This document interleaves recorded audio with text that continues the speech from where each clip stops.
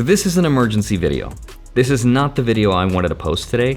There's not gonna be any dramatic music, there's no stories, there's no intro, and there's no sponsors. The world is afraid of World War III. So I just want to take a moment to slow things down for anyone who's feeling worried or overwhelmed. But as we're starting to see throughout 2025, the bigger concern is beginning to be stagnation. But the real reason you want to pay attention to this isn't just because of profits, it also has to do because of power. Time is the most valuable asset, and I save it for you. My name's Jason, I'm your host. Welcome to the week in YouTube Finance. Realtors have hit the panic button. Prices, they are slowing down quickly, and in several major markets, they are now lower compared with a year ago. People can't afford the mortgages, prices are too high, there's more inventory, but it's become unsustainable. There's downside risk in this market. Okay. Prices can fall. What's up, you guys? It's Graham here. So it finally happened. For the first time since the great financial crisis, the housing market has officially flipped, and sellers are beginning to panic. Like, as of now, there's an estimated 34% more homes for sale than there are offers. Sellers outnumber buyers by a record 500,000, which is the largest imbalance on record. Or I guess in other words, this is now the very beginning of a buyer's market where sellers are forced to negotiate down, homes are sitting on the market for longer, and in 61% of the US, prices are starting to drop quite dramatically depending on where you live. That's why we need to talk about exactly what's going on, which areas are seeing the biggest price reductions, or price improvements as realtors like to say, what analysts believe is most likely going to happen over the next year, and then finally what this means for you watching, because there could be some very good buying opportunities coming up very soon if you know what to look for. Although before we start, as usual, if you appreciate videos like this where we just cover the facts, it would mean the world to me if you hit the like button or subscribe. Yes, I know it's annoying when I ask for it, but it does sincerely help out a lot, and as a thank you for doing that, here's a picture of a squirrel. So thanks so much, and also big thank you to Surfshark VPN for sponsoring this video, but more on that later. Alright, so in terms of the housing market, over the last year, this was the biggest issue keeping prices high. Frozen inventory. See, here's the thing. Up until recently, the housing market was pretty much at a standstill, with inventory and transaction volume falling to some of the lowest levels ever in history. Why? Well, if you bought a home between 2020 and 22, you were able to lock in a fixed-rate 30-year mortgage under 3%, or in some cases as low as 2.5%, meaning any lucky buyers are essentially just getting free money to go and buy a house when you account for inflation, and this pushed up home values to insane levels. However, like you would expect, this sort of free money eventually has to go away, and beginning in 2023, the Fed was forced to raise interest rates at the fastest pace in decades, which pushed mortgages past 7%, a level we hadn't seen, by the way, since before the 2008 crash. In fact, homes were so unaffordable that millions of buyers waited on the sidelines for a correction to happen, but home prices never went down. How was that possible? Well, at the same time that buyers waited on the sidelines, sellers pulled back too, and anyone with a 3% mortgage decided it wouldn't be worth it to sell, so they decided not to list their home and take it off the market, resulting in a term called golden handcuffs. Of course, regionally, some markets did begin to cool off, with places like Northport and Tampa seeing inventory surge 60 to 68% year over year, but other areas kept climbing, like New York City, Chicago, and Cleveland, with annual gains of 6 to 8% because they still had more demand than supply. But as we're starting to see throughout 2025,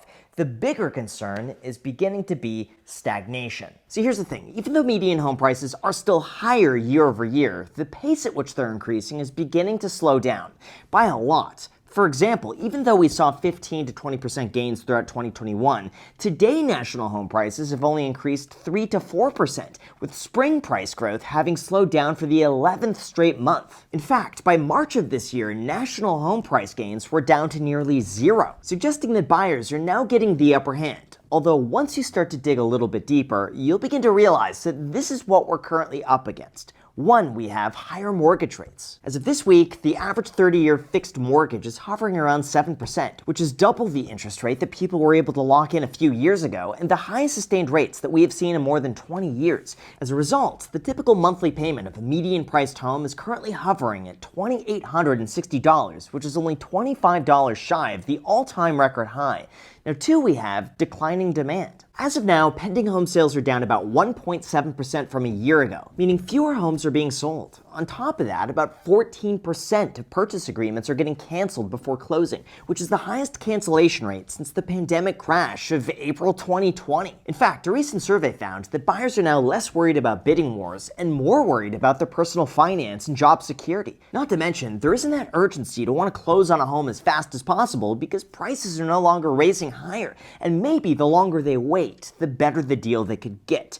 And then finally, that brings us to 3, rising inventory. According to Realtor.com, active listings are up 30% from a year ago. There have been 81 consecutive weeks of year-over-year inventory gains. And right now, over 1 million homes are listed for sale, which is the highest level since 2019. Why? Well, they cite 4 main reasons. First, some homeowners can't afford to wait, and things like job loss, divorce, or a growing family force them to move, even if it means giving up a low mortgage rate. Second, most homeowners have a ton of equity, so even if the market softens, they're still making a substantial profit. Third, there's the belief that we could be near a top or that prices might begin to fall, so some sellers want to cash out now before things get even worse, especially when Redfin believes that we could see a 1% dip by the end of the year. And 4, investors might see higher returns elsewhere given the increased value of their equity, so it just financially makes sense to sell and move their money somewhere else. This is why the typical home is now on the market for an average of 50 days compared to just 33 days back in 2021, and only 28% of homes are selling above list price, which is down significantly from over 50% just a few years ago. This means that prices on average are now selling below their list price, with 31 out of the largest 50 metros now being called a buyer's market. The most extreme example of this could be found in Miami, where there's 3 sellers for every 1 buyer. This is also the case throughout other major markets like Phoenix, Dallas, Orlando, Tampa, and Los Angeles, where new construction and seller eagerness is adding to a lot more supply. Although in terms of the hardest hit market, where there are 83% more listings than there are buyers, you're going to want to hear this because it's absolutely shocking. Although before we go into that, I'm going to be honest, thank you so much, and now let's get back to the video. Alright, now in terms of the hardest hit segment of the entire housing market, where prices are absolutely collapsing, look no further than condominiums. As of right now, the market has shifted strongly in favor of buyers, with 83% more listings than there are offers. Although as a word of caution, this doesn't necessarily mean it's a good deal to buy. As Redfin just reported, a surplus of condo owners are now trying to sell because of rising HOA fees and insurance costs, especially in markets like Florida. On top of that, condo sale prices are barely up 0.4% year over year compared to 1.5% for single-family homes, and this trend is expected to continue into the near future. Like, here's the thing. Even though condos generally sell for a lower price and seem on paper to be a better deal, over the last few decades, they've lagged the appreciation of single-family homes, and when you zoom out, it's pretty clear why. 1, you have rising HOA fees. In this case, Trulia found that between 2005 and 2015, HOA fees rose 32.4% compared to just 15.1% for the median US home. Older buildings also require more maintenance, and higher insurance charges are passed on to the condo owner, resulting in much higher monthly overhead. Now 2, when the market falls, condo prices fall even further. Or in other words, more people buy them because they tend to be cheaper in expensive housing markets, but more people sell them because they're located in larger cities. On top of that, lenders also consider condos to be riskier, so banks have imposed stricter requirements on condo mortgages for unforeseen issues. This also leads to 3, increased restrictions. With the condominium, homeowners associations might limit how you use the property, whether or not you could rent it out, or what you could do with it, which severely limits the upside and the potential buyer pool. And 4, single-family homes consistently have more demand and therefore become more stable. Even though they tend to cost more, most of them don't have a monthly HOA fee. You own the land and can add square footage, or for the most part, do whatever you want within zoning regulations. And there aren't the same drawbacks that you would have with condos, leading to more appreciation long term. This is why some condo markets have been completely collapsing, with Florida beginning to fall rather quickly. So what does this practically mean for you? Now this all depends on where you're looking, but let's talk about the hardest hit markets. On a large scale, nationally, median home prices are up just 1.9% from a year ago,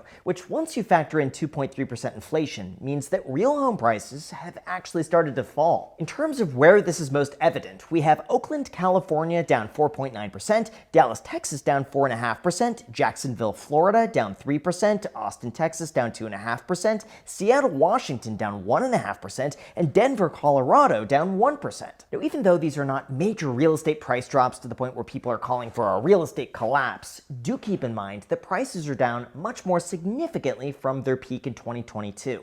For instance, Austin, Texas is down more than 21%, Oakland is down over 19%, followed by New Orleans, San Francisco, and Washington. In each of these markets, buyers can now get double-digit discounts from where prices were just 3 years ago. Even when you look at national prices, Realtor.com found that the median asking price was up only 0.2% year over year in late May, effectively flat, suggesting that sellers aren't trying to push up prices anymore, but merely just attract a buyer. In addition to that, there's another area that's seen some rather aggressive price action lately, and that would be home builders. See, because developers purposely build these homes to sell, they have more margin to play with. And so as a way to keep their prices higher, they'll use some of their profits to buy down the buyer's mortgage rate, effectively letting them pay more for a lower monthly price. Or if that sounds confusing, imagine it like this. Instead of a builder discounting the price of their home from $650,000 to $600,000, which would lower the market value of every other home they sell, they could simply use that $50,000 to buy down the interest rate from 7% to 5%, allowing the builder to sell at $650,000 while lowering the buyer's payments in the process. Although in terms of what this means for you, no matter where you live,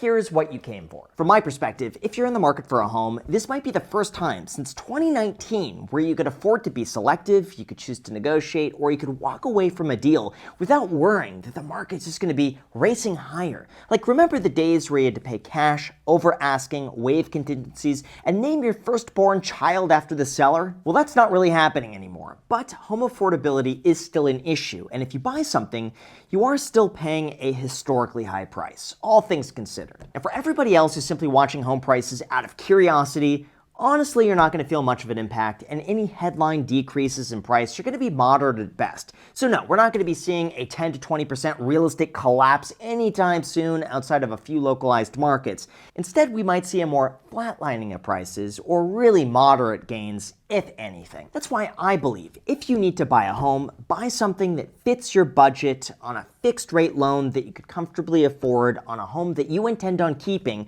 for at least 7 to 10 years, assuming you can't rent an identical home for significantly cheaper. Now, in terms of what I'm doing, look, I've been involved in real estate full-time since 2008, and I look every single day for good opportunities. But the only no-brainer option that I have come to these days is simply building out an extra unit on a property that you already own. For example, I bought this duplex in 2018, and I found a developer to expand my unused garage into a 2-bedroom unit for about $200,000. All of a sudden, now I'm going to be able to make an extra $2,200 a month for a property that I already own, which works out to be about a 10 to 12% return for no extra work other than what I'm already doing. To me, this is one of the biggest opportunities for anyone looking to increase their cash flow, and I'm surprised more people aren't doing it. I'm currently a few months into the project, and this was pretty much the cheapest way that I was able to buy myself essentially a 2-bedroom house in Los Angeles for $200,000. Pretty crazy. If you're interested in doing something similar, by the way, and you have a property in California, I was able to negotiate with the company Realm to get you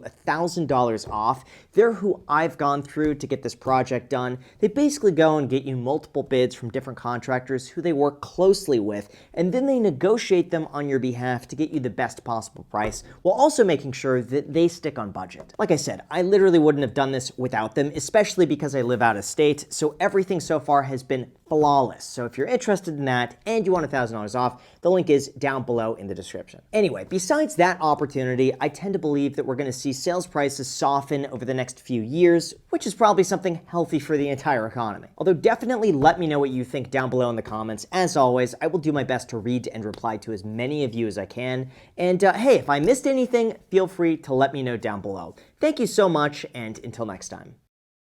Special thank you to my secret client for allowing us to film in the backyard today.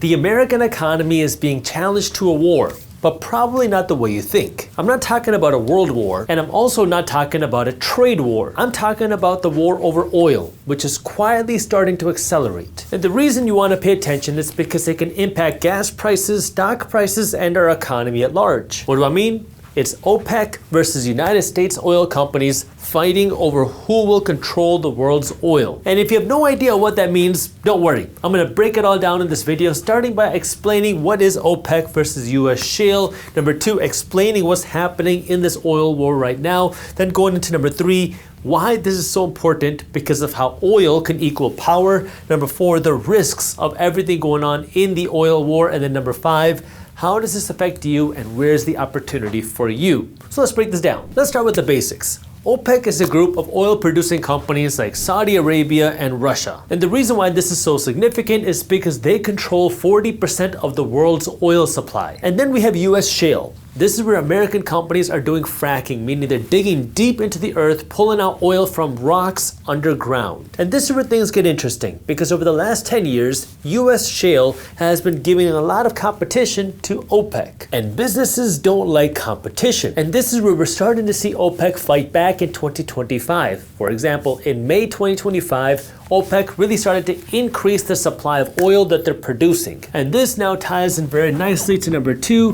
which is what's happening right now. So OPEC is increasing the supply of oil. Why would they do that? Well, let's think about supply and demand. When you have more supply and the same amount of demand, generally the prices of things go down because now there's a lot of stuff you can buy and not that many buyers. But why would they want the prices of oil to go down? Well, let's think about it this way. Do you remember about 10 years or so ago when Uber was first getting started, they were offering everybody cheap rides and free incentives to get you to want to use an Uber. Why? Because when they did that, it was cheaper for you to use an Uber than it was to use a taxi. Then when they got you an Uber, well, you didn't want to leave. And that meant taxis were making less money, which kind of pushed them out of the market. So if a company can offer a lower price, even at a loss, they can start to push out their competition. That's exactly what OPEC is trying to do here. OPEC is trying to make it more difficult for US shale providers to stay profitable. This has been driving down the price of a barrel of oil, which is making some oil companies in the United States suffer. This is from the New York Times. After 2 months of crude oil prices hovering around $60 a barrel, companies are shutting down drilling rigs and laying off workers as they pare spending. It now appears very likely that US oil production will not grow much this year, if at all. Again, the reason why this is important for you to understand is because this can impact gas prices, food prices, inflation, and just the general economy, not to mention the stock market as well. By the way, yes, we've been covering all of this in Market Briefs. Again, Market Briefs is my free financial newsletter for investors, where every day my team is working to break down what's happening in things like the economy, the global economy, stocks, housing, and crypto into a fun, witty, and easy to read newsletter. We have hundreds of thousands of investors that are reading Market Briefs every morning. Plus, when you join Market Briefs, you'll also get my investing masterclass. We'll walk you through how you can get started as an investor and how you can find big investment opportunities before everybody else. It's completely free. So if you want to get Market Briefs and the Investing Masterclass all for free, all you have to do is click the link down in the description below. So what's happening right now is we have OPEC trying to produce more oil to bring down the prices of oil, which then is causing US shale companies to get hurt. But the real reason you want to pay attention to this isn't just because of profits, it also has to do because of power. Every economy needs oil. So whenever you hear economic discussions about oil, you have to think money plus power. And right now, Saudi Arabia and Russia are working to weaken the US shale providers by trying to pump more oil into the markets. And this isn't the first time that we've seen this happen. If we go back to 2014, Saudi Arabia was pumping the market with oil, which caused oil prices to crash, and it caused US shale providers to also slow down their businesses. That's less jobs in the United States, that hurts the United States stocks, and that's also less profits for the United States. The difference between then and now is US shale producers are more efficient and more lean today. That means OPEC, these foreign countries, have to drive down prices even more to create a further impact to US companies. And it is having an impact on the United States economy. We've seen oil drilling slow down in the United States. Investments are being cut, and oil companies are also laying workers off. Now, in case you're wondering, yes, we are seeing more alternative energy sources pop up around the world, but right now the world still operates on oil, and OPEC is playing a chess game trying to push some of the US producers out. That way they can make bigger profits in the long run. But now let's dig a little bit deeper into the numbers and talk about the risks. American shale oil is expensive, which means a barrel of oil has to sell for $65 to $70 just to break even. And just a few weeks ago, a barrel of oil was selling for around $60, which meant that oil producers, shale producers in the United States, were working to produce oil but they were losing money for every barrel of oil that they produced. And this is the reason why United States companies have been cutting back on production, and it's the same reason why we have the lowest number of oil rigs since 2021. Now, OPEC's goal of reducing oil prices is not to sell oil cheap forever. Is to push more of these companies out of business. That way then OPEC can then raise prices and keep the profits for themselves by having a bigger market share of the oil industry. But do you want to know the most interesting part? They are bleeding more than the United States. According to Saudi Arabia data, the Saudi Arabian government needs to sell oil at around $90 a barrel to balance out their national budget. And Russia needs to price their oil at around $77 a barrel in order to avoid fiscal deficits. So yes, absolutely, producing more oil hurts the United States companies. We've already established that. But it also hurts the OPEC companies as well because they want to sell oil for way more than $90 a barrel. They just want to have more of the market share. But the question is, how long will they keep going to squeeze out these companies before they start to feel the pain as well? Now, I should also point out a big economic difference between this and this, where United States shale companies are generally private companies versus Saudi Arabian companies. Yes, some of them are private, but some of them are also owned by the government, which allows them to kind of float different types of losses than a private company. Not to mention the fact that at the same time the supply of oil is increasing, we're also seeing a slowing demand for oil according to OPEC, partially due to trade tensions around the world. That means if the demand for oil continues to drop while OPEC is working to increase the supply of oil, it could end up backfiring if things get more costly than expected. And this is where I want to highlight one more time that oil is more than just about money and profits, it's also about power.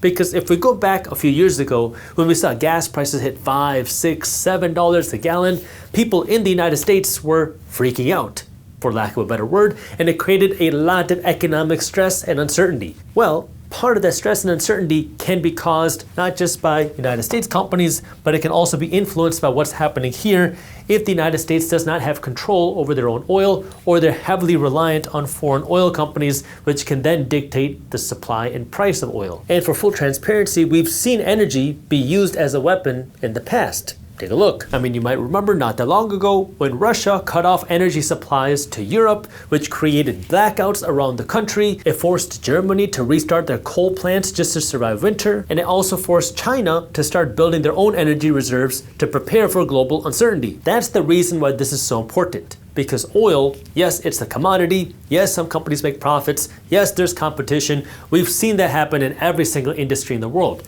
Nothing new about that. But the reason why oil is so interesting is because not only does oil have to do with money, but it also have to do with power, and it can be used as some sort of economic warfare. And now that you have a better understanding of what's happening in the oil world with all the risks involved, let me talk about what this means for you. Because if we get right into it, at the end of the day, you can't change the geopolitical system, but you can change how you use your money. Now, in the short term, we know the United States shale producers are probably going to get hurt as long as OPEC continues to increase supply, because that's going to hurt the price of oil per barrel, and that's going to make it difficult for United States shale producers to make a profit. But we don't know how long it's going to last. And it could also potentially create an opportunity, assuming that you're investing into an industry that does not go bankrupt. And this is where you want to think about this as an investor. Could you find a potential investment opportunity here? Could you find opportunity to invest for the long term? And do you know how to do that research? This is where I want you to start thinking like an investor, because we know that OPEC wants more power, and we know that the United States doesn't want to lose that power. How is it going to play out? We don't know. But if you're an investor, this could be something that maybe you want to pay attention to. Now, again, I can't give you financial advice because I'm just a random guy on YouTube.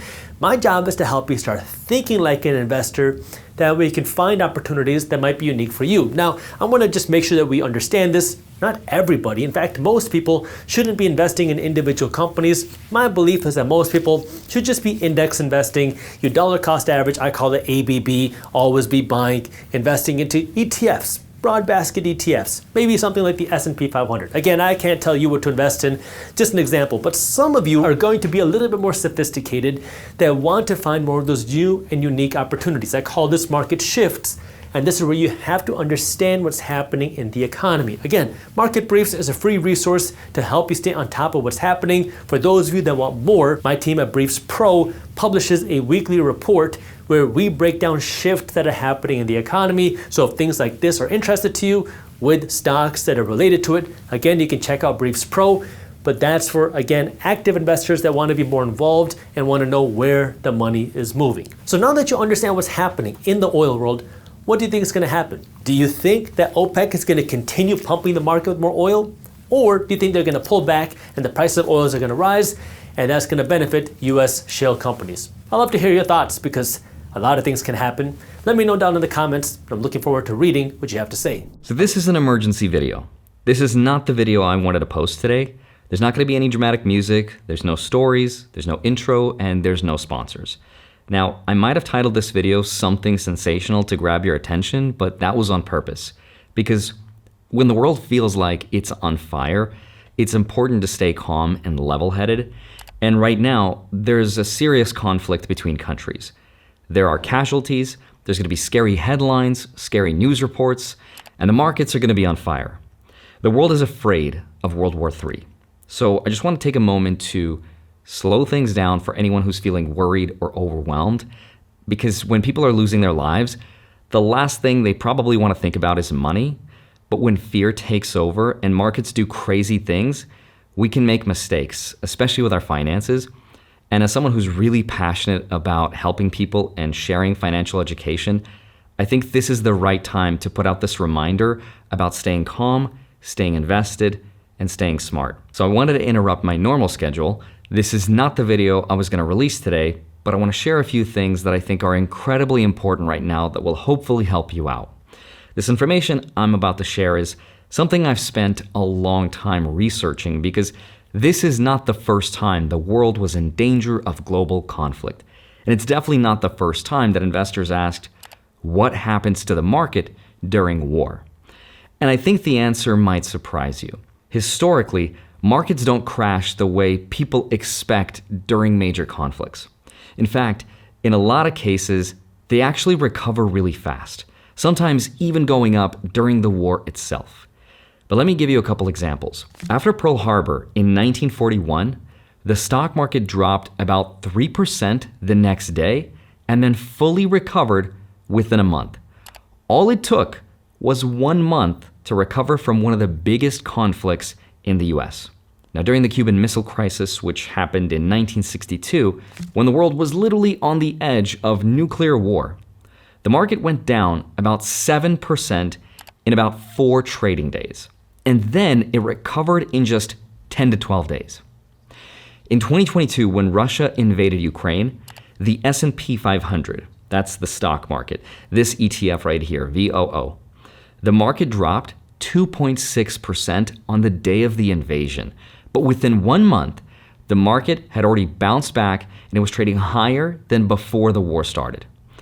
In other words, fear tends to hit the hardest before the worst case scenario happens. But once that fear turns into reality, once the thing the market is afraid of happens and the uncertainty is gone, the markets usually stabilize and they go back up again.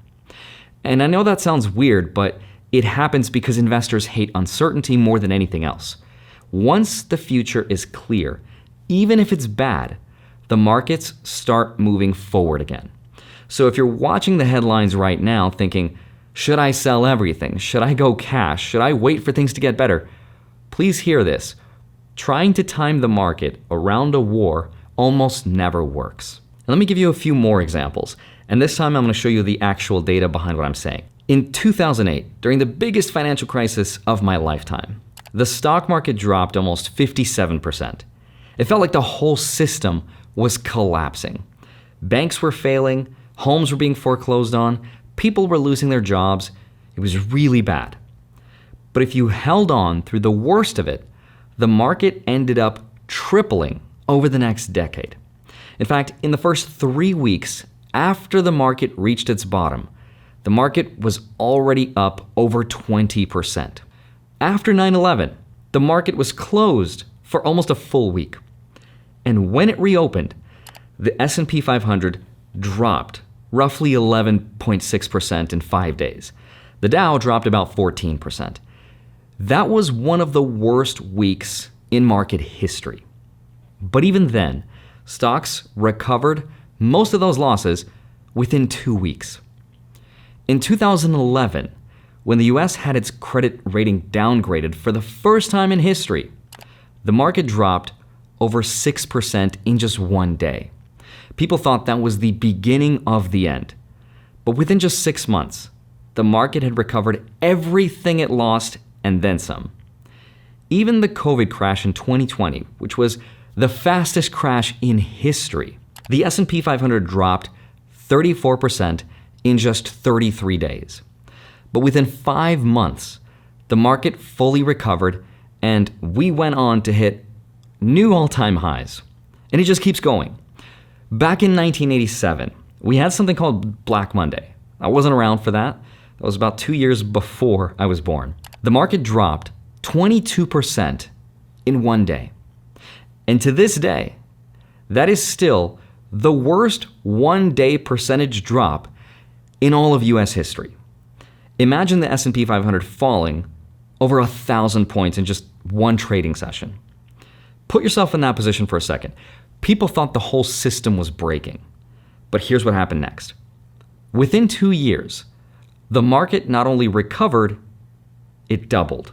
In 2011, during the European debt crisis, global markets were under super heavy pressure. Countries like Greece, Italy, and Spain, they were facing what's called a default. They couldn't pay back their loans. There was real actual fear that the euro would collapse. The S&P 500 dropped about 20% during that summer. But over the next 12 months, the market went right back up and even reached new highs. Here's another. After the Russia and Ukraine war that started in 2022, markets dropped immediately. Oil prices went up, gold went up, stocks went down, and that is in lockstep with what just happened the moment this crisis broke out. But within just a month, the S&P 500 had already recovered those losses. And sometimes people think Bitcoin is going to do the opposite. It's going to go up. But no, even Bitcoin dropped 8% on the day of the invasion. But then it also came back up in the days that followed and traded higher than where it was before.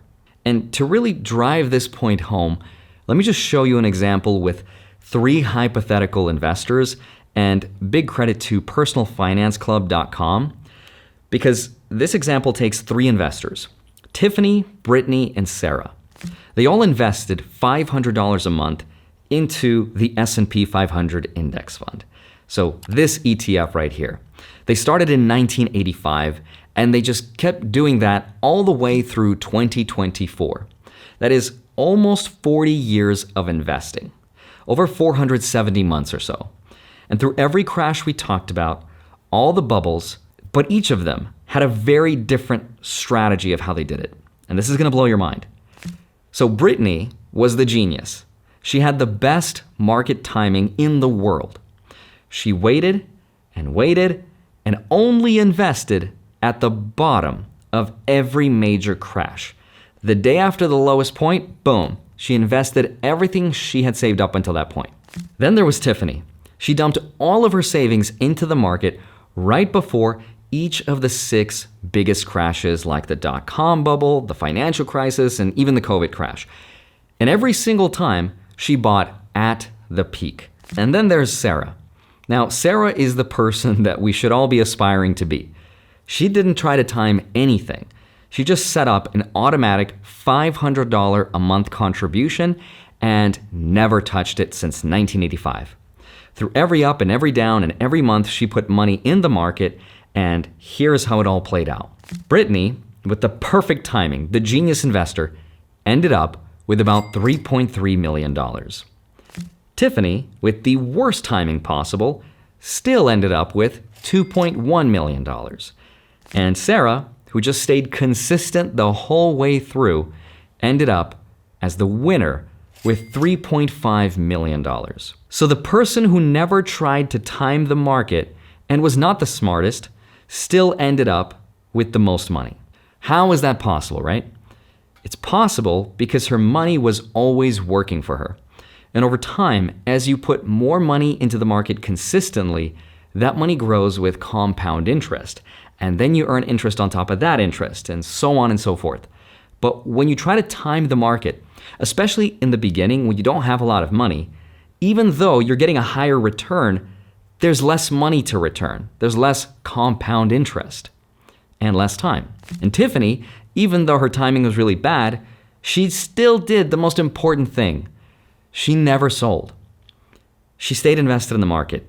And because of that, even with the worst timing imaginable, she was still able to turn $240,000 into over $2 million. And that's one of the best examples that I've ever seen of why time in the market beats timing the market. But aside all that, here's really the most important lesson in all of this. It's what not to do. Because the worst thing you can do, even worse than terrible timing, is to sit on the sidelines and stay out of the market completely. This chart from JP Morgan right here shows that if you had invested $10,000 into the S&P 500 and just left it alone from 2003 to 2022, your money would have grown to $64,844.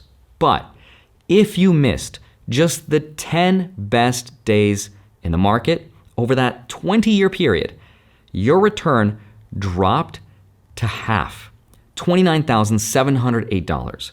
Just 10 best days leaves you with half as much money. And if you missed the 20 best days, you're down to just $18,000. Almost no growth at all. And here's the crazy part. The best days usually came right after the worst ones. So if you panic and you sell during a crash, you almost always miss the rebound. You have to be right twice, selling at the top and then trying to buy back in at the bottom. But even if you could do that, which no one can, you still might lose to the person who dollar cost averages because they'll end up with more money over a longer period of time.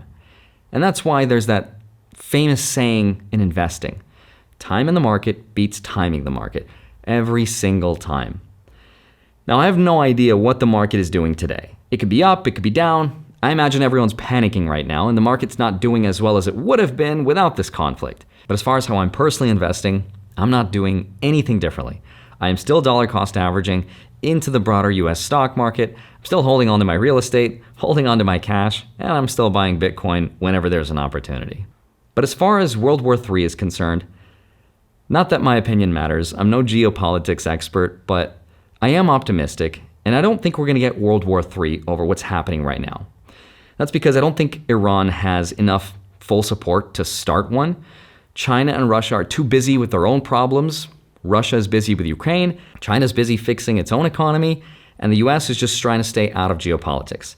And I'm hopeful and I'm looking on the bright side. But the ultimate takeaway is that you don't need to do anything fancy. You just need to not panic. So I hope this video helped you out a little. As always, I hope you have a wonderful rest of your day. Smash the like button, subscribe if you haven't already.